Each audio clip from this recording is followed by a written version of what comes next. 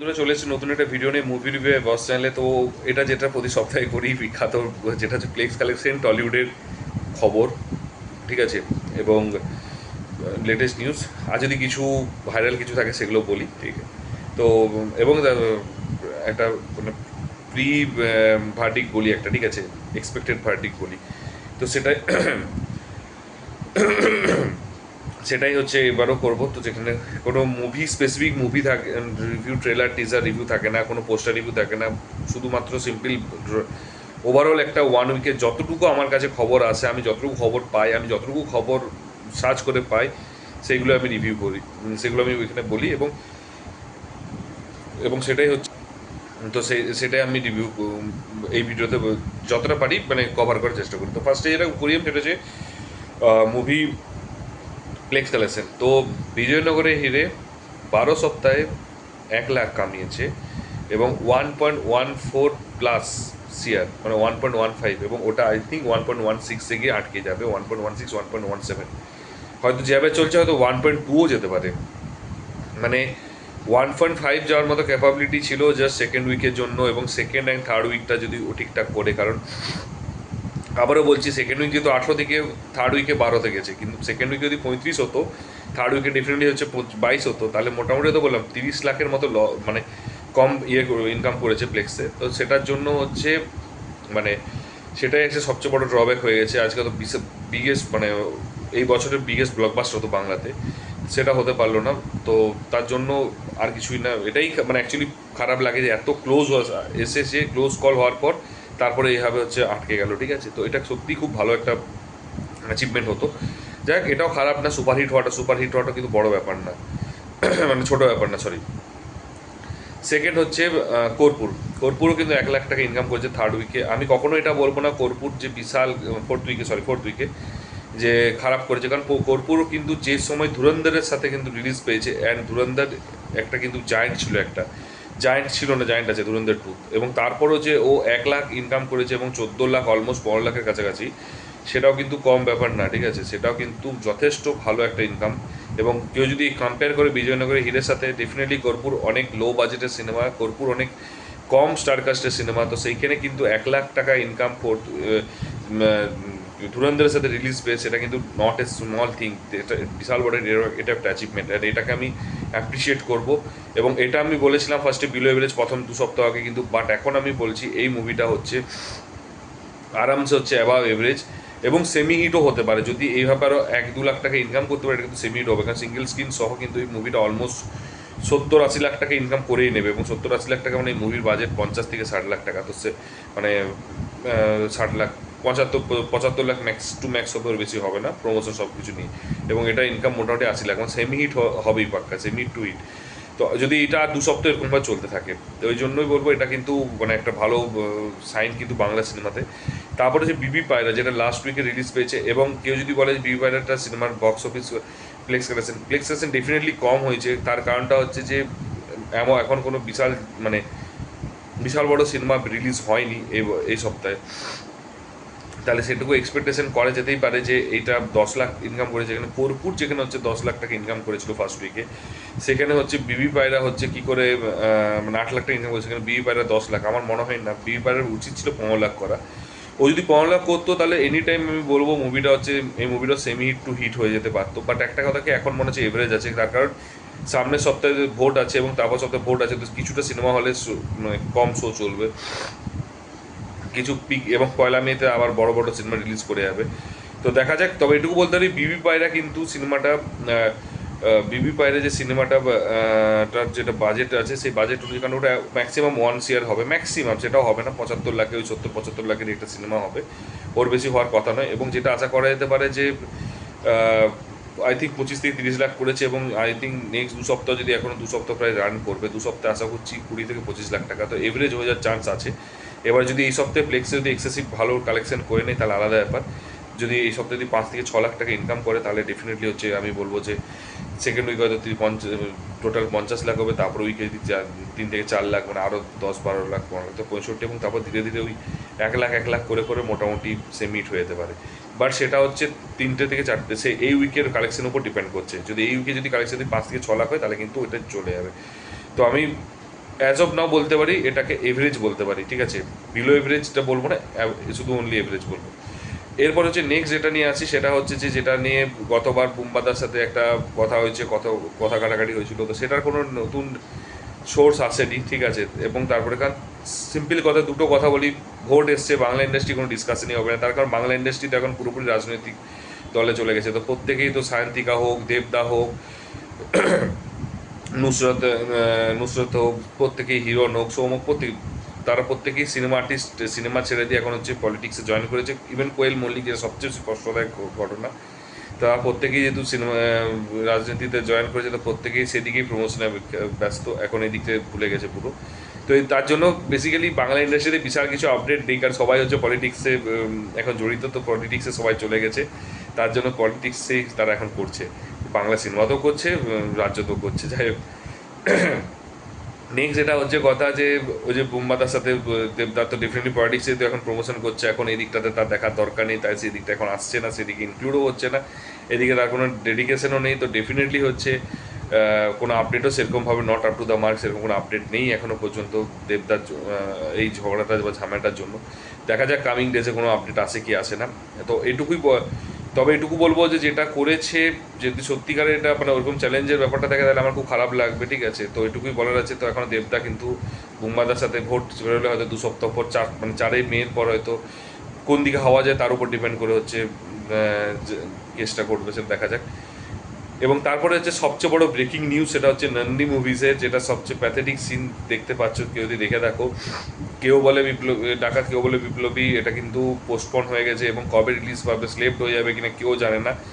এবং latest update অনুযায়ী যারা যারা জিদ্দাকে নিয়ে ছোট করছিল, তারা যদি খেয়াল করে দেখো, দেবদার ব্যাড মুভিরও কিন্তু পোস্টার উড়িয়ে দিয়েছে। শুধু জিদ্দার নয়, দেবদারও মুভির পোস্টার উড়িয়ে দিয়েছে, যেটা নন্দী মুভিসের। এবারে যদি কেউ বলে থাকে যে কেন এটা হয়েছে, তাহলে বুঝে নাও তার কারণ কেউ বলে বিপ্লবী, কেউ বলে ডাকাত, কেউ বলে বিপ্লবী, এই মুভিটা হচ্ছে নন্দী মুভিজ এবং জিদ্দা দুজনেই জানতো পুজো বা 15th অগাস্টের জন্য পারফেক্ট টাইম রিলিজের। এবং এটা একটা এত বড় হাই বাজেটের মুভি, এত ডেডিকেশন নিয়ে একটা মানুষ 2 বছর ধরে সিনেমাটা বানাচ্ছে, 2 বছর ধরে খাটছে, সেই মুভিটা যদি এরকম একটা অফ সিজনে বেরোয়, সিনেমাটা 1 সপ্তাহ ম্যাক্সিমাম চলবে, তারপর মুখ তুবড়ে পড়ে যাবে।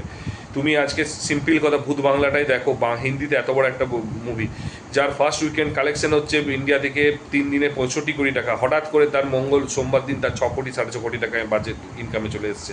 তাহলে তুমি ভেবে রাখো যে তুমি যদি পার ডে 22 কোটি টাকা, তুমি অলমোস্ট হচ্ছে তোমার হচ্ছে ওর 20% ইনকাম করবে, মানে 30% ইনকামে নেমে গেছে, ঠিক আছে, ড্রপ করেছে 70%।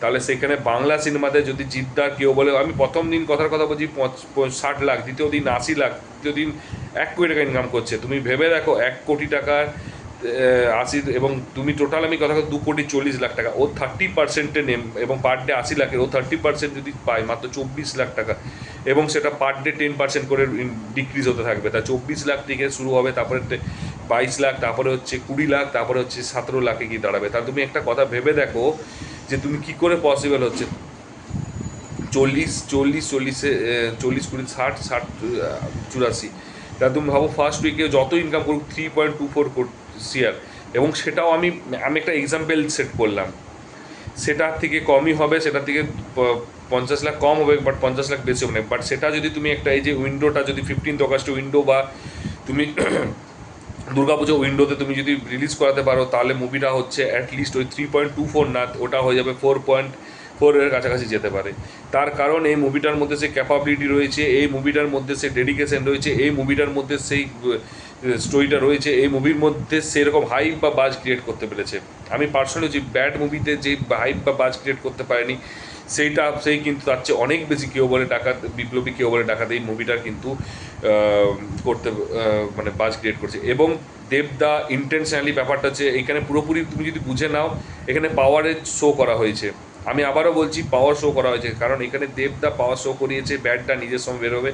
বাট নন্দী মুভিজের জন্য সেটা লস তো, কারণ নন্দী মুভিজ ব্যাডকে যেমন ও চায় ব্যাডও হিট হোক, ও সেরকম চায় যে হচ্ছে কেউ বলে বিপ্লবী, কেউ বলে ডাকাত, এটাও হিট হোক, কারণ কেউ বলে বিপ্লবী, কেউ বলে ডাকাত, এটাতে বেশি ওর বাজেট করেছে।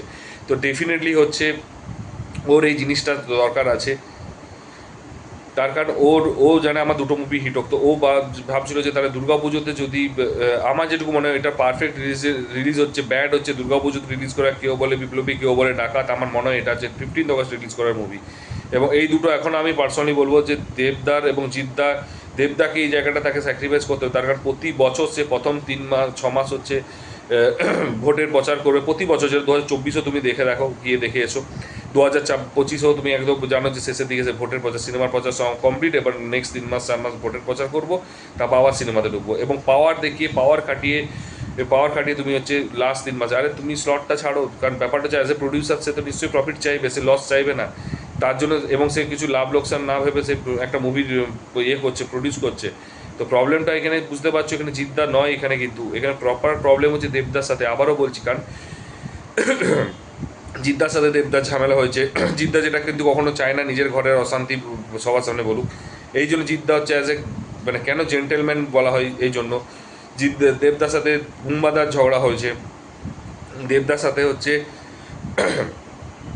প্রডিউসার আছে, দেখো নন্দী মুভিজ, তারও ওই জিনিসটাই প্রবলেমটা হয়েছে, তার জন্য তার মুভিও সরিয়ে দেওয়া হয়েছে, তার কারণটা হচ্ছে বোঝা গেছে এখানে জিদ্দাকে কোণঠাসা করা হচ্ছে। এরপরে যদি তোমরা যদি অ্যাজ এ দেব ফ্যান হয়ে এসে বলো যে আমি অ্যাজ এ জিৎ ফ্যান, না, আবারও বলছি এই বাংলা ইন্ডাস্ট্রিটা হচ্ছে ধুকছে, নেক্সট যদি ঠিকঠাক করে আপডেট না হয় নেক্সট 2 বছরের মধ্যে এটা হচ্ছে শেষ হয়ে যাবে। যদি এইটুকু সাপোর্টের জায়গায় না থাকো, বিশ্বাস করো আজকে বাংলা করছো না, যে বাংলা হচ্ছে একটা সময়, আমি আবারও বলছি, পুরো দুনিয়া যখন পুরো ভারত হচ্ছে আপগ্রেডে যাচ্ছে, তখন ডাউনগ্রেড হচ্ছে কলকাতা, বাংলা যখন পুরো সমস্ত ইন্ডাস্ট্রি হচ্ছে আপগ্রেডেড হচ্ছে, তখন ডাউনগ্রেড হচ্ছে আমাদের টলিউড ইন্ডাস্ট্রি। তুমি ভেবে দেখো লাস্ট অর্গানিক হিট কী আছে দেখাও, অর্গানিক 10 কোটি টাকা ইনকাম করেছে কোনো মুভি নেই অর্গানিকলি, তুমি ভেবে দেখো, সেখানে সমস্ত ইন্ডাস্ট্রিতে এক একটা করে হিট তুলছে, তুমি একমাত্র দেখো পাচ্ছ না। এবং এটা যদি এইভাবে যদি না এগোতে থাকে, একে অপরের হাতে হাত দিয়ে না এগোতে থাকে, তাহলে বিশ্বাস করো এমনি 2 বছর আগেই শেষ হবে, 1.5 বছর আগে। তো এই জিনিসটা যদি দেবদার ফ্যানকে, বাংলা ইন্ডাস্ট্রির ফ্যান, বাংলাকে যারা ভালোবাসে তারা যদি না বুঝতে পারে, তাহলে বিশ্বাস করে কারো ক্ষমতা নেই বোঝার, কারো ক্ষমতা নেই বোঝানোর। দেখো দুরকম থাকে, বোঝার ইচ্ছে হচ্ছে না, বুঝতে চাইছো না, সেটা আলাদা ব্যাপার, তাহলে বোঝানো যাবে না, কিন্তু বুঝতে চাইছো বাট বুঝতে পারছো না, তখন বোঝানো যায়। আর তো এই জিনিসটা তোমাকে একটা বুঝতে পারছো, that's fine, well and good, but বুঝতে পারছো না সেটা একটা আলাদা জিনিস। তো আমি এটুকুই বলবো, বরাবর একটাই কথা বলতে চাই সবাইকে, যে যেটুকু সাপোর্টটা তোমাদের মনে হচ্ছে দরকার আছে, অবশ্যই জিদ্দা হোক দেবদা হোক, আমি একটা কথা, আমি জিদ্দা দেবদার ফ্যান হয়ে বলছি না, আমি বাংলা সিনেমার ফ্যান হয়ে বলতে চাইছি যে পারলে সাপোর্ট করো একটার পর একটা মুভিকে, তুমি যদি এভাবে সাপোর্ট না করো একটা ইন্ডাস্ট্রি শেষ হয়ে যাবে। তো জিদ্দা যেখানে হচ্ছে তার এত দিন ধরে প্ল্যান আছে দুর্গা পুজোতে রিলিজ করে, সেটা দেবদার আমার মনে উচিত যে কথা বলতে চাই, তুমি এটা বেস্ট টাইম হচ্ছে 15 অগস্টে তুমি রিলিজ করো, তাহলে আমি ব্যাডটা আমি পুজোতে যাচ্ছি, এবছর দেশুটা, যার ডিরেক্টর থেকে শুরু করে সমস্ত কিছু হচ্ছে দেবদা, এবং যার নাম ঠিক হয়নি, এবং আমি এটুকু বলছি স্ক্রিন রাইটারও ঠিক হয়নি, এবং কোনো না কোনো থেকে তুলে নিয়ে চলে আসবে, আমি কথার কথা বলছি। আর সেখানে তুমি নাকি হচ্ছে বলছো যে জিদ্দা, মানে দেবদা হচ্ছে জোর করে জিদ্দার পিছনে লাগছে, যে সিনেমাটা আজ থেকে গত বছর 15 অগস্ট হচ্ছে যার ফার্স্ট বেরিয়েছে, কি প্র্যাকটিস করছে, এবং তার স্টোরি অলরেডি সিনেমা শুরু হয়ে গেছে, যা র্যাপ আপ অলমোস্ট কমপ্লিট হয়ে গেছে এই বছরের মধ্যে, অ্যান্ড তুমি সেই মুভিটার সাথে ইচ্ছে করে জোর পিছনে লাগতে আসছো, আমি জানি না এটা কেন করছো। যাই হোক, এটুকুই বলবো, সাপোর্ট করো বাংলা সিনেমাকে, বাংলা ইন্ডাস্ট্রিকে, বাংলাকে, নাহলে বিশ্বাস করে একটা শুধু বাংলা থাকবে না। এবার নেক্সট যেটা নিয়ে কথা হচ্ছে রানা সরকার যে 24 ঘন্টা নাকি থ্রেট দিয়েছে জিদ্দাকে সমস্ত কিছু করে দিতে। আরে ভাই তুমি না, তোমার এই ধূমকেতুতে না ওই দুধে জল মেশানো নয়, আমার চ্যানেলে ভিডিও রয়েছে, জলে দুধ মিশিয়ে একটা বক্স অফিস বানিয়েছো, এক পুরো সবচেয়ে ফেক, সবচেয়ে সাইকোপ্যাথ মানুষ।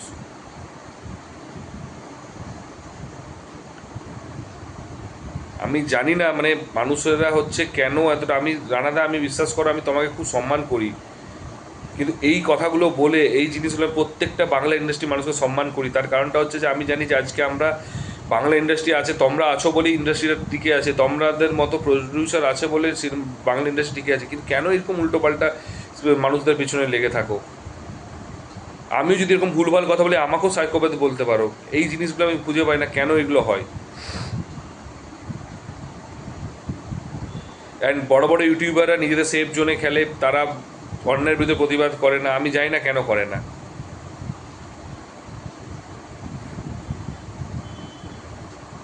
সাপোর্টটা মানুষের, এটুকুই বলবো, সাপোর্টটা মানুষের করা দরকার, ভুল করলে ভুলটা বলা দরকার। আর আমি আবারও বলছি, রানাদাকে যারা কমেন্টে গিয়ে খিস্তি মারছেন, কোনো খিস্তি করে লাভ নেই, সেটা তাকে রিয়েলাইজ করতে হবে। আমি জানি না গত বছর ধূমকেতুর পরে যখনই হচ্ছে রঘু ডাকাতের সময় ঝামেলা হলো দেবদার সাথে, এখন করছে জিদ্দার সাথে, কেন করছে আমি জানি না। আমি জেনারেলি নাম ধরে বলি না, কিন্তু বিশ্বাস করো এগুলো খারাপ হচ্ছে আর কিছুই না। কী ধরনের কথাবার্তা একটা মানে ভদ্র মানুষ, হিউম্যান বিং হয়ে আমি এগুলো এক্সপেক্ট করি না। যাই হোক, যদি রানাদা তোমাকে কোনো কথা, আমি সরি একটা কথা বলছি, আমি আগের মাথায় বলেছি, তার জন্য ক্ষমা চাইছি।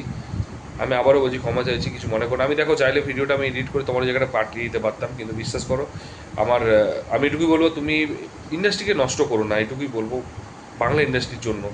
সেম জিদ্দার ফ্যানকেও বলবো যে দেবদার ফ্যানের পিছনে লেগো না, মিঠুনদার ফ্যানকেও বলবো করো না, বুম্বাদার ফ্যানকে, শ্রাবন্তীদির ফ্যানকে, শুভশ্রীদির ফ্যানকে, রাজ চক্রবর্তী, দেবদার ফ্যান, কাউকে আমি হার্ট করতে চাই না, কাউকে আমি বলতে চাই।